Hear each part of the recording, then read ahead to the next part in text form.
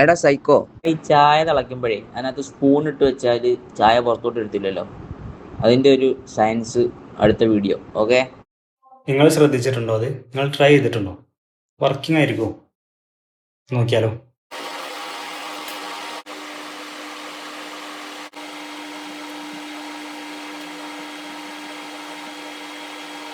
പാലായാലും പാൽ ചായ ആയാലും തിളച്ചു കഴിഞ്ഞാൽ പതഞ്ഞു പൊങ്ങി പാത്രത്തിൽ നിന്നും പുറത്തേക്ക് ഒഴുകുന്ന ഒരവസ്ഥ നമ്മൾ പലപ്പോഴും ഫേസ് ചെയ്തിട്ടുണ്ടാവും.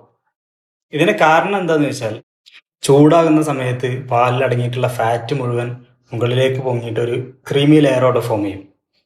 താഴെയുള്ളത് വെള്ളവും ഫാറ്റും പ്രോട്ടീനും ഒക്കെ അടങ്ങിയിട്ടുള്ള ലിക്വിഡാണ്. അപ്പോൾ അത് സ്വാഭാവികമായിട്ടും തിളച്ച് നീരാവിയായി വരുന്ന സമയത്ത് അടിയിലൊരു പ്രഷർ ക്രിയേറ്റ് ചെയ്യും.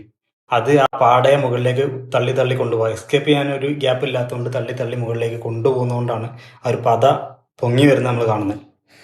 അപ്പോൾ നമുക്ക് സിമ്പിളാണ്. ആ പതയിൽ പൊങ്ങി വരുന്ന പാടയിൽ ചെറിയൊരു ബ്രേക്ക് ചെയ്ത് കൊടുത്താൽ, ചെറിയൊരു ഓട്ടം ഇട്ട് കൊടുത്താൽ സ്വാഭാവികമായിട്ടും ആ എയർ മൊത്തം, താഴെയുള്ള എയർ പ്രഷർ മൊത്തം അതിലൂടെ എസ്കേപ്പ് ആയി പോകും.